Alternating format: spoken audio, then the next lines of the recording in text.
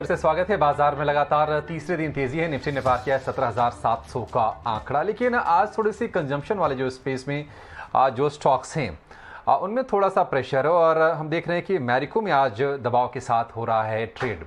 वजह यह है कि मैरिको ने अपने Q3 के बिजनेस अपडेट जारी किए हैं। अपडेट में ऐसा क्या कहा है कि आज थोड़ा सा सेंटिमेंट खराब हो रहा है, ये बताने के लिए हमारे साथ जुड़ गई हैं हमारी सहयोगी विनी मोतीवाला। विनी, बताइए क्या कहा है मैरिको ने अपने Q3 के बिजनेस अपडेट में और क्यों थोड़ा सा स्टॉक का मूड खराब है? मैरिको ने अपने Q3 ऑपरेशनल अपडेट में काफ़ी सारे हाईलाइट्स किए हैं। मेन पॉइंट्स वो वन, रेवेन्यू ग्रोथ जो एक्सपेक्टेड है ये टाइम वो है डबल डिजिट रेवेन्यू ग्रोथ, पर वॉल्यूम्स फ्लैट ही रहेगी कंपनी के, क्योंकि लास्ट टाइम उनका जो बेस था वो काफ़ी हाई था और वीकर कंज्यूमर सेंटिमेंट भी हम देख रहे हैं अभी, तो उसकी वजह से वॉल्यूम्स तो फ्लैट रहेंगे। उसके अलावा इंपॉर्टेंट हाईलाइट जो कंपनी ने दिया, कंपनी की ओवरऑल देखी जाए तो रूरल एक्सपोजर है अराउंड 30 to 35%। तो अभी जो रूरल डिमांड है वो स्लगिश है। वो कंपनी ने बताई है कि ये टाइम जो रूरल डिमांड है स्लगिश है। ऑप्टिकली में भी हम लोग को देखेंगे कि अच्छा वो रूरल ग्रोथ है, पर ओवरऑल रूरल डिमांड ये टाइम थोड़ी वीक है, वो कंपनी ने बताया है। उसके अलावा segment wise parachute coconut oil expected है कि म्यूटेड ग्रोथ ही रहेगा ये टाइम कंपनी का, क्योंकि लास्ट टाइम हाई बेस था। सफोला में एक्सपेक्ट कर रहे हैं high teens value growth expect कर रहे हैं, while value added hair oil में है VAHO सेगमेंट जो है उसमें भी सॉफ्टर ग्रोथ एक्सपेक्ट कर सकते हैं ये टाइम, दैट इज Q3 में। ओवरऑल सफोला एडिबल ऑयल में स्पेसिफिकली वो सफोला का पूरा ब्रांड में हम लोग एक्सपेक्ट कर रहे हैं हाई टीन्स की ग्रोथ, पर जो एडिबल ऑयल्स वॉल्यूम्स है वो कंपनी की ड्रॉप हो गई है, क्योंकि लास्ट टाइम देखा जाए तो इन होम कंजम्पशन काफ़ी हाई था लास्ट ईयर, तो ये टाइम तो काफ़ी कम है, तो उसकी वजह से वॉल्यूम्स की ड्रॉप होने वाली एक्सपेक्टेड है ये टाइम Q3 में सफोला एडिबल ऑयल में। इंटरनेशनल बिजनेस एक्सपेक्ट कर सकते हैं कि डिलीवर करेगा high teens constant currency growth में। लास्ट टाइम हेल्दी बेस था तो हाई टीन्स ग्रोथ ये टाइम एक्सपेक्ट कर सकते हैं। उसके अलावा जो रॉ मटेरियल प्राइसेस उसमें तो करेक्शन तो दिख ही रही है, स्टेबल हो रहे हैं रॉ मटेरियल प्राइसेस, तो yes margins quarter on quarter basis surely improve होंगे, per year on year basis फिर भी अभी ग्रॉस मार्जिन्स लोअर रहेंगे और ऑपरेटिंग मार्जिन्स एक्सपेक्टेड है कि लास्ट टाइम के जो मार्जिन्स थे लास्ट क्वार्टर के अराउंड 17-18% वही लेवल पे ऑपरेटिंग मार्जिन्स भी रहेंगे।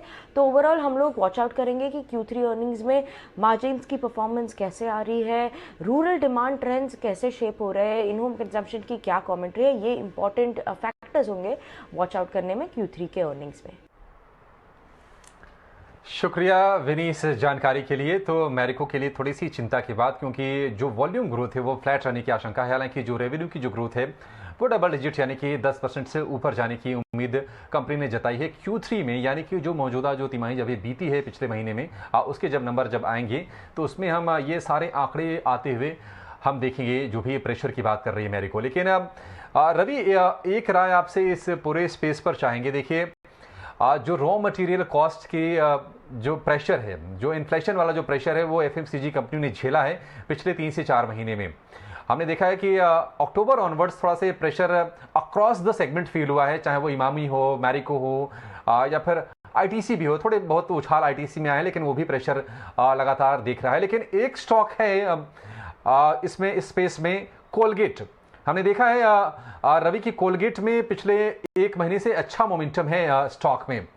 FMCG में आपका फेवरेट पिक कौन सा है इस वक्त? देखिए, FMCG पे मैं ट्रस्ट बहुत करता हूँ पूरे सेक्टर पे।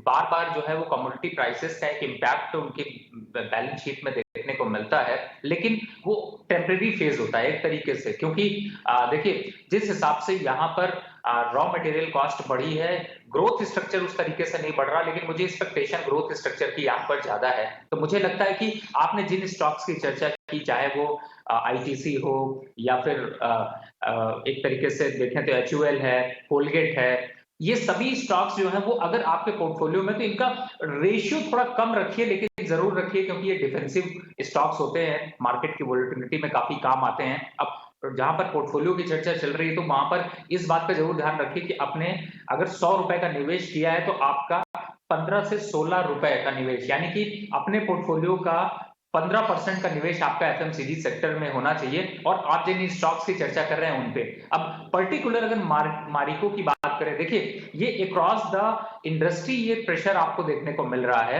तो कोई चिंता की बात नहीं है। और मुझे ऐसा लगता है कि आगे आने वाले समय में इसका इंपैक्ट जो है वो धीरे धीरे निगेटिव होता जाएगा, और जो कंज्यूमर डिमांड है उसका एक इंपैक्ट यहाँ पर पॉजिटिव रहेगा। तो अभी फिलहाल जो सिनेरियो है उससे बहुत ज्यादा निगेटिविटी का ट्रेंड नहीं है। हाँ, करेक्शन अच्छा है, अगर करेक्शन मिलता है, क्योंकि इस समय मार्केट जिस तेजी में है, यहाँ पर कोई करेक्शन मिलता है तो शायद वो ज्यादा अच्छा है, खास तौर से बाय के लिए। तो मुझे लगता है कि अभी मारिको का जो स्टांस यहाँ पर है उसमें 480 और 475 के लेवल तक का एक डिप देखने को मिल सकता है, पर वो लेवल आपके निवेश के लिए अच्छा है। और रही बात आईटीसी की या फिर एफएमसीजी के अदर जो सेक्टर्स हैं, उनमें भी अगर करेक्शन मिलता है तो बाय के लिए अच्छा है, लेकिन इंडस्ट्री की ग्रोथ पे कोई डाउट नहीं।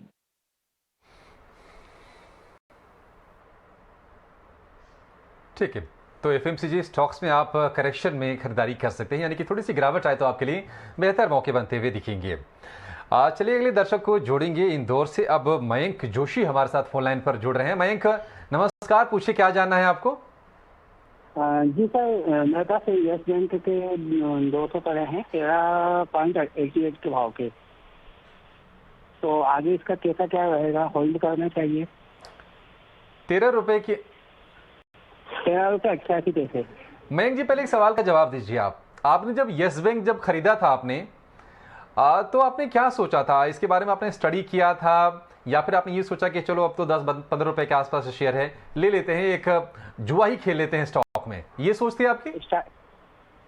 स्टार्टिंग थी मेरी, और मैंने तो कि बैंक है, डूबना तो नहीं है, ये सोच करके ले लिए थे।